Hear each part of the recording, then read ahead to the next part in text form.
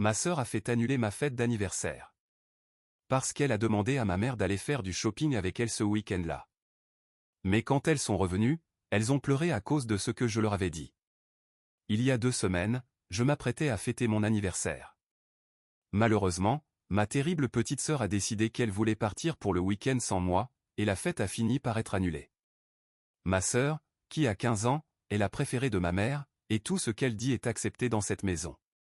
Il y avait un certain équilibre quand mon père était encore en vie, mais il est décédé d'un cancer du poumon il y a quelques années. Depuis, ma vie est devenue horrible, car ma mère semble ne s'occuper que de ma sœur et pense que, comme je suis plus âgé, je peux tout gérer seul. Même le jour de mon anniversaire, j'avais prévu de sortir le soir avec mes amis, et évidemment ma mère allait financer tous nos projets.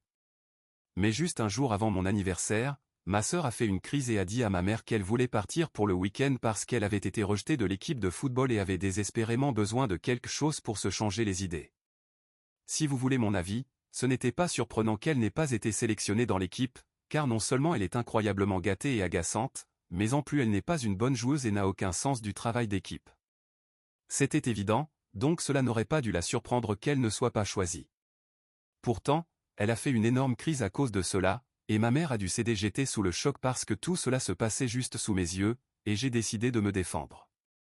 J'ai dit à ma mère que je ne resterais pas à la maison pendant qu'elle partirait pour le week-end, surtout pas le jour de mon anniversaire. C'est ce qui se passe à chaque fois que ma sœur décide qu'elle a besoin de s'éloigner. Elle et ma mère partent en escapade, et je suis laissé seul à la maison. Elles adorent toutes les deux faire du shopping, alors elles se lancent dans des virées shopping, et ma mère a une amie qui possède une cabane dans les bois, ce qui rend leur départ encore plus facile. Je ne suis pas vraiment fan de dépenser de l'argent et je n'aime pas ce genre de choses, donc je suis très différent de ma sœur et de ma mère. Les premières fois que cela s'est produit, j'ai proposé de rester à la maison. Après cela, à chaque fois qu'elle voulait partir, elle ne me demandait même pas si j'avais mes propres projets, et je devais gérer leur absence. C'est comme cela depuis que mon père est décédé. Elle ne faisait jamais cela quand il était encore en vie. Je n'ai pas vraiment de problème à rester seul à la maison, mais le souci est que je n'ai pas le droit d'inviter quelqu'un, car ma mère pense que si j'organise une fête ou quelque chose de similaire, je finirai par abîmer la maison. Elle est très stricte à ce sujet. Une fois, j'ai fait l'erreur d'inviter quelques amis, et nous avons fait très attention à garder la maison propre. Mais ma mère a décidé de vérifier les caméras de sécurité et a découvert ce qui s'était passé. Le lendemain, j'ai eu droit à la leçon de morale de ma vie. Elle m'a dit qu'elle ne voulait pas que j'invite mes amis lorsque la maison était vide parce qu'elle ne nous faisait pas confiance. Elle disait que nous étions encore des adolescents, et cela n'amenait jamais de bonnes nouvelles. Donc, je ne pouvais ni inviter des amis, ni sortir seul, car ma mère trouvait cela dangereux. Je finissais par rester à la maison chaque fois qu'elle n'était pas là. Évidemment, je ne voulais pas que cela se reproduise le jour de mon anniversaire, car cela signifiait que je ne pourrais ni inviter mes amis ni sortir avec eux. C'était mon 18e anniversaire, bon sang, une journée importante pour moi, et je voulais qu'elle se passe comme je le souhaitais, au moins une fois. Mais ma sœur n'a même pas pu me laisser cela. Ma mère a même proposé de m'emmener avec elle et de payer quelqu'un pour s'occuper de la maison pendant le week-end, mais ma sœur a insisté pour partir sans moi. Elle a dit que je n'étais jamais allé à la cabane et que je ne saurais rien, ce qui serait une tâche supplémentaire pour elle de tout me montrer. Elle était certaine que je n'aimerais même pas l'endroit. De plus, si j'étais là, elle ne pourrait pas se distraire de ce qui se passait à l'école, car tout le monde me féliciterait pour mon anniversaire, y compris des filles de l'équipe de football avec qui je suis ami. Alors ma mère a même retiré son offre de m'emmener, et j'ai été laissé à la maison. Ce genre de choses se produit depuis que mon père est décédé. Il a toujours été évident pour moi que ma mère a une préférée, et ce n'est pas moi. Cela ne m'a jamais dérangé, mais ce jour-là, j'ai tout simplement perdu patience. J'ai commencé à crier sur ma mère, et nous avons eu une énorme dispute à cause de son comportement et de la façon dont elle me traitait depuis que mon père était décédé. Elle ne me félicitait jamais, même lorsque je réalisais quelque chose d'important, comme gagner des concours ou obtenir de bons résultats en classe. Mais ma sœur recevait des compliments pour les choses les plus insignifiantes. Elle se comportait aussi très différemment avec nous. Elle était assez distante avec moi, mais avec ma sœur, elle était une personne complètement différente. Elle agissait réellement comme un parent avec elle. J'avais toujours toléré cela parce que je savais que ma sœur lui ressemblait beaucoup, ce qui rendait plus facile leur connexion. Mais ce n'était pas une raison pour me traiter de cette manière. J'ai tenu bon et j'ai dit que si elle me laissait seule à la maison le jour de mon anniversaire, sans me permettre d'inviter mes amis ou même de sortir avec eux, je ferais ce que je voulais, et elle ne pourrait pas m'en empêcher. Mais ma mère m'a menacé et a dit que si je faisais cela, elle couperait les fonds pour mes études universitaires, et je n'aurais plus rien. Je dois commencer l'université dans quelques mois, donc je ne pouvais pas prendre ce risque, car je n'ai pas d'argent à moi. Malheureusement, j'ai dû les laisser partir le matin de mon anniversaire, et j'ai dû annuler tous mes plans. Ma mère m'a dit que si je voulais, ma mère m'a dit que je pourrais sortir avec mes amis dès leur retour, et qu'elle me donnerait de l'argent pour organiser une fête encore plus grande. Mais cela ne m'a pas réconforté, car je voulais être avec mes amis le jour de mon anniversaire, pas passer la journée seule à la maison. J'étais donc très bouleversé toute la journée et je n'ai pas fait grand-chose jusqu'à ce que je m'endorme ce soir-là. Cependant, le lendemain matin, j'ai eu une surprise. Quelqu'un a commencé à sonner à la porte très tôt. Quand je suis allé voir qui c'était, j'ai réalisé que c'était ma grand-mère. Les parents de ma mère sont décédés quand elle était jeune, car ils étaient déjà assez âgés, et ma mère est la plus jeune de 4 enfants. Elle n'était pas vraiment proche du reste de sa famille. Après la mort de ses parents, nous n'avions des contacts avec sa famille qu'en période de fête. Cependant, j'étais très proche des parents de mon père, et nous nous rencontrions souvent quand il était encore en vie. Il venait nous rendre visite dès qu'il le pouvait. Ils habitent dans un autre État, donc ils devaient prendre l'avion pour venir, mais il disait toujours que cela en valait la peine. Après le décès de mon père, les choses ont changé et sont devenues encore plus difficiles pour ma grand-mère. 8 mois après avoir perdu mon père, elle a également perdu son mari. Ils ont eu un accident de voiture, et mon grand-père s'est battu pour sa vie pendant quelques jours avant de succomber à ses blessures. Ma grand-mère est paralysée de la taille aux pieds et doit utiliser un fauteuil roulant pour se déplacer. Au cours des 2 dernières années, je n'ai pu la voir qu'une fois par an, pendant les vacances. C'est très difficile, car elle était tellement pleine de vie auparavant, mais après avoir perdu son mari et son fils, elle est devenue très silencieuse et triste. Bien sûr, tout le monde a pitié d'elle, mais elle dit que cela la rend encore plus malheureuse, car elle ne veut pas qu'on la prenne en pitié. Alors, j'essaie de me comporter normalement avec elle, même si la voir me donne envie de pleurer, car elle me manque telle qu'elle était avant. C'est en partie la raison pour laquelle je n'ai jamais parlé à ma grand-mère de ma relation compliquée avec ma mère et ma sœur. Je ne voulais pas rendre les choses encore plus difficiles pour elle. Lui en parler ne ferait que la rendre triste, car elle ne pourrait rien y faire, et je ne voulais pas qu'elle se sente encore plus impuissante. Alors, chaque fois que je lui rendais visite ces 2 dernières années, je me concentrais uniquement sur les choses positives. Mais le lendemain de mon anniversaire, quand elle est apparue à ma porte avec son infirmière pour me faire une surprise, je n'ai pas pu me retenir et j'ai éclaté en sanglots tant j'étais ému. Beaucoup de membres de la famille m'avaient envoyé leurs vœux d'anniversaire, mais le fait qu'elle ait fait tout ce chemin juste pour me surprendre m'a profondément touché. Savoir que ni ma sœur ni ma mère n'auraient jamais fait quelque chose de semblable pour moi et ce qui m'a fait pleurer dès que je l'ai vue, j'étais tellement ému qu'elle a dû me réconforter pendant un moment avant que je puisse la remercier. J'ai essayé de dissimuler mes émotions en disant que j'étais juste touché par l'effort qu'elle avait fait pour venir ici malgré ses limitations avec le fauteuil roulant et tout le reste. Mais je suppose qu'elle a compris que quelque chose n'allait vraiment pas. Après un moment, elle a commencé à me demander où étaient ma mère et ma sœur. Au début, j'ai essayé de trouver des excuses pour elles, mais honnêtement, j'étais épuisé de cacher le fait qu'elles étaient tout simplement horribles avec moi. Alors, je lui ai dit la vérité, et elle avait l'air vraiment choquée. Après avoir digéré l'information, elle semblait plus en colère que surprise. Elle m'a dit que si je voulais, je pouvais vivre avec elle pendant les prochains mois jusqu'à ce que je commence l'université. Pour être honnête, cela aurait été plus facile pour moi, car j'avais décidé d'aller à l'université dans un autre état, car j'avais besoin de prendre mes distances avec ma mère et ma sœur. Coïncidence, mon université se trouve plus près de la maison de ma grand-mère que d'ici. Si je vivais chez elle, je n'aurais qu'à conduire quelques heures pour revenir à la maison, alors qu'en restant ici, je devrais prendre un vol aller-retour. Et ce n'est pas comme s'ils allaient me manquer ici. Ma mère à ma sœur, et ma sœur à ma mère. Je n'ai donc même pas eu à réfléchir longtemps avant d'accepter l'offre de ma grand-mère.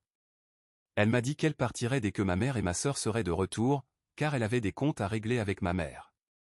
Elle est restée avec moi ce jour-là, et je lui ai raconté tout ce qui s'était passé ces dernières années depuis le décès de mon père.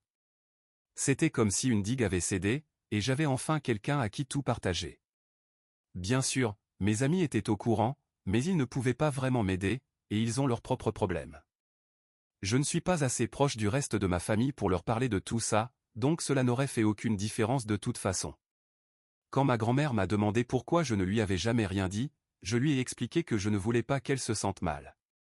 Elle m'a dit qu'elle aurait essayé d'obtenir ma garde, mais honnêtement, cela aurait été très peu probable qu'elle y parvienne, car ce n'est pas comme si ma mère m'abusait ou me négligeait activement.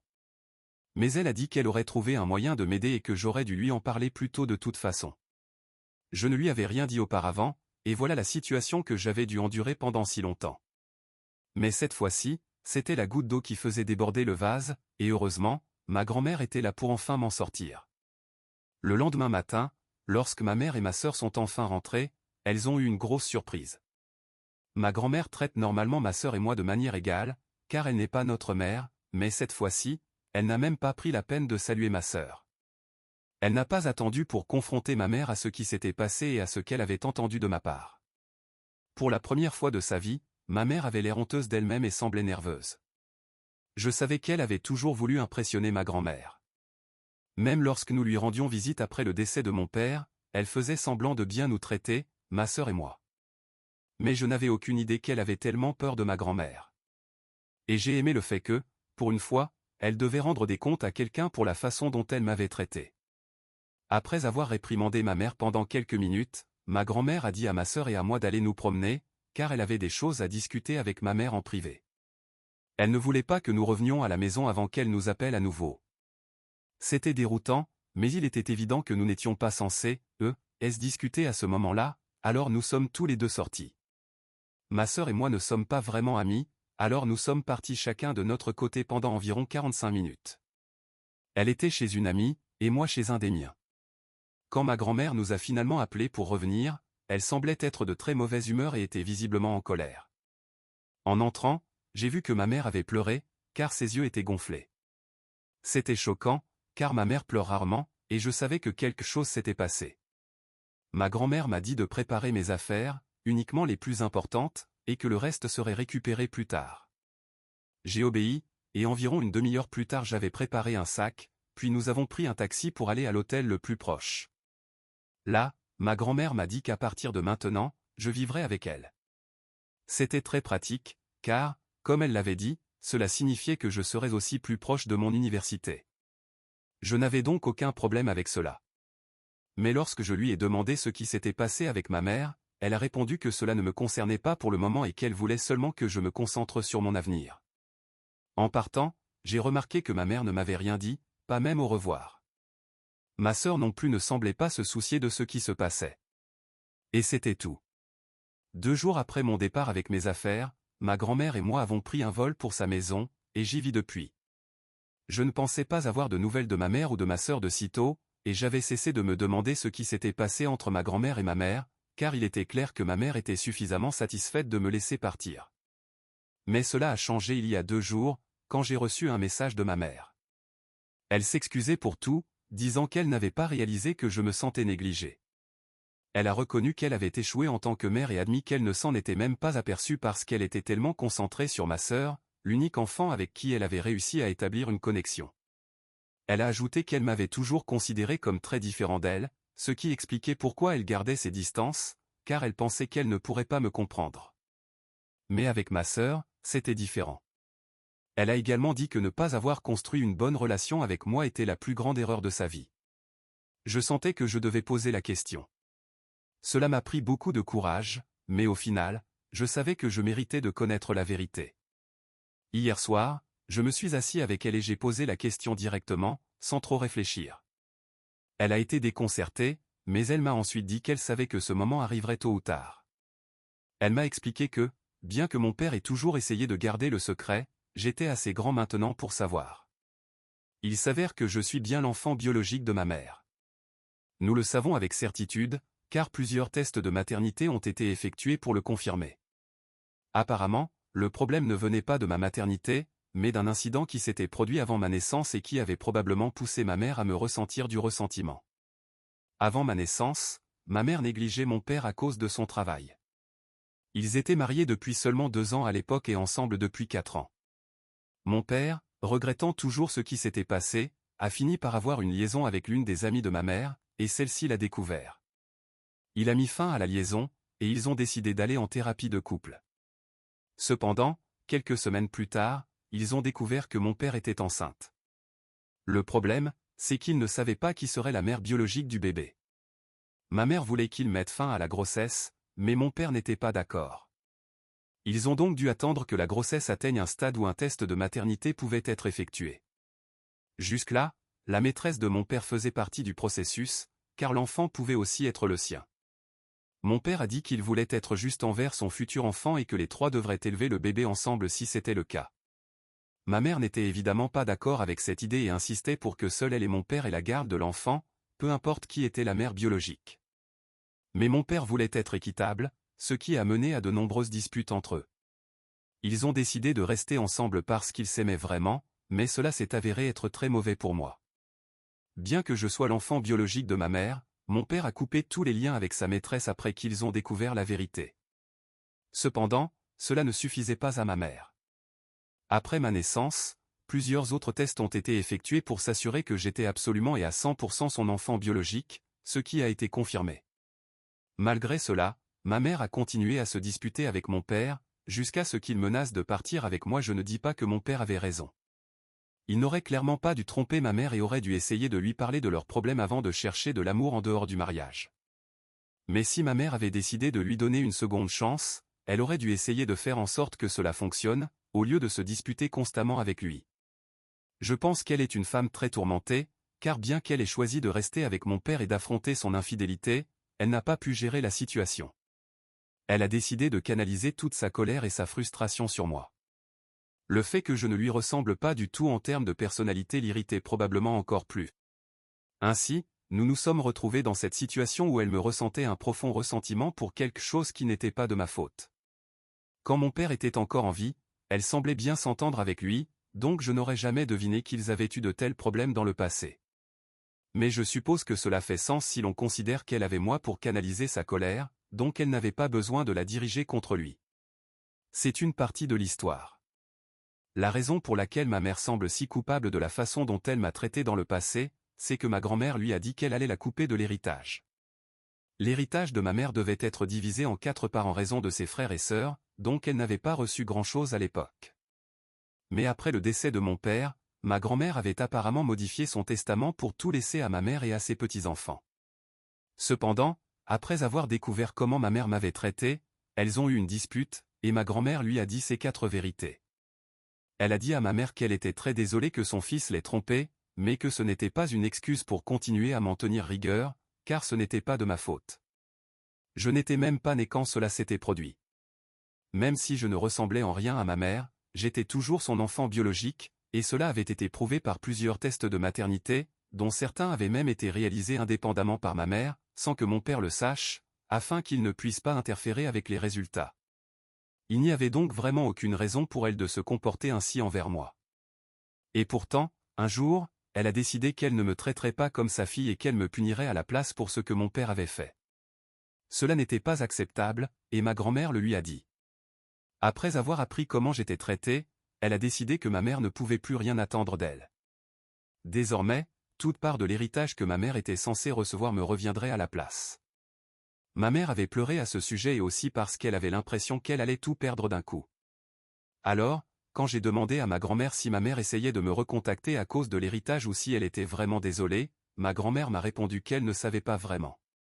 Pour ce que cela vaut, ma grand-mère m'a dit que ma mère semblait sincèrement bouleversée, mais je ne sais toujours pas si elle a des arrière-pensées ou non. C'est très difficile de lui faire confiance après tout ce qui s'est passé. Je suppose donc que je vais continuer à ne pas répondre à ma mère tant que je ne suis pas sûr. Mise à jour 2. Eh bien, je suis à l'université maintenant. J'ai commencé il y a quelques semaines, et tout se passe très bien jusqu'à présent, bien que cela ne fasse que 2 semaines, alors qui sait. J'ai oublié de vous donner des nouvelles concernant ma mère, car honnêtement, après le message qu'elle m'a envoyé, il ne s'est rien passé. Je n'ai pas répondu, et elle n'a pas cherché à me contacter à nouveau. Je suppose donc qu'elle ne m'a contacté que pour l'héritage. Si elle se sentait vraiment mal pour tout ce qu'elle m'a fait, elle aurait certainement fait une autre tentative pour reprendre contact avec moi. Cela fait maintenant presque 4 mois que nous ne nous sommes pas parlé, je ne pense pas qu'elle va essayer de me contacter à nouveau de sitôt. Quant à ma sœur, nous n'avons jamais été très proches lorsque nous vivions ensemble, et maintenant, nous n'avons plus aucun contact. Et cela me va très bien. Le seul membre de ma famille avec qui je reste en contact est ma grand-mère. Nous nous parlons au téléphone tous les 2 ou 3 jours. J'étais un peu en colère contre ma grand-mère de m'avoir caché ces choses, mais d'un autre côté, elle essayait simplement de faire ce qu'il fallait pour sa famille. Je ne pense pas que j'aurais été capable de gérer la vérité plus tôt, alors elle avait raison de ne pas me le dire avant. Au moins, je suis adulte maintenant et je peux traiter ces informations. Si j'avais découvert l'infidélité de mon père plus tôt, je ne sais pas comment j'aurais réagi. Savoir ce qu'il a fait dans le passé a définitivement changé ma perspective sur lui, mais pas au point de le haïr. J'ai simplement réalisé qu'il était une personne imparfaite et non le père parfait que j'avais idéalisé.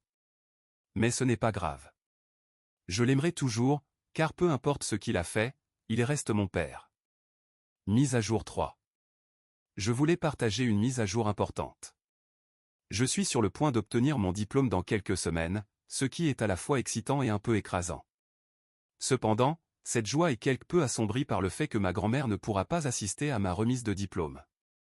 Il y a environ 1 an, elle faisait face à des problèmes de santé de longue date, en partie à cause d'un accident qu'elle avait eu il y a quelques années.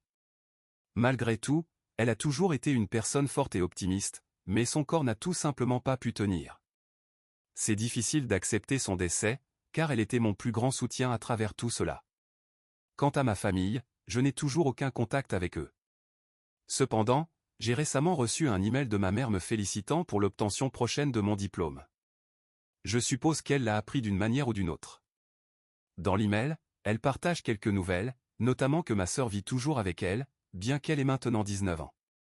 Apparemment, ma sœur n'a été acceptée dans aucune des universités où elle avait postulé. Au lieu d'aller dans un collège communautaire, elle a décidé de chercher un emploi et de voir ce que l'avenir lui réserve. J'ai réfléchi à l'idée de répondre, mais finalement, j'ai décidé de ne pas le faire. En ce moment, je suis satisfait de la situation actuelle, et je ne veux pas rouvrir de vieilles blessures. De plus, elle n'a même pas assisté aux funérailles de ma grand-mère. Je suppose qu'elle garde une rancune contre elle pour l'avoir exclue de l'héritage. Et la seule raison pour laquelle elle m'envoie un email est probablement pour essayer de me convaincre de partager cet héritage ou quelque chose dans ce genre. Maintenant que j'écris cela, je pense qu'il vaut mieux bloquer son email, tout comme j'ai bloqué ses numéros de téléphone il y a des années. Aussi, je suis sur le point de terminer mes études universitaires et de déménager dans un autre état, car j'ai trouvé un bon emploi, mais il se trouve dans une autre ville. Il n'y a donc aucun risque qu'elle se présente un jour chez moi, car je ne dirai à personne qui pourrait partager où je vis. Quant à la maison de ma grand-mère, elle a été louée tout ce temps et le sera encore. Je n'en ai pas besoin pour l'instant, mais j'ai des souvenirs là-bas, donc je ne suis pas sûr, de pouvoir la vendre. Ce n'est pas comme si cela rapportait beaucoup, car la personne qui s'en occupe ou les réparations, les visites avec les locataires potentiels, et tout cela prend une bonne partie du loyer. Et le loyer lui-même n'est pas très élevé non plus. Mais je n'ai pas vraiment d'autre option, puisque je ne vis pas dans la ville pour gérer tout cela moi-même. C'est probablement ma dernière mise à jour, car je n'ai plus rien à partager, du moins en lien avec ma mère et ma sœur.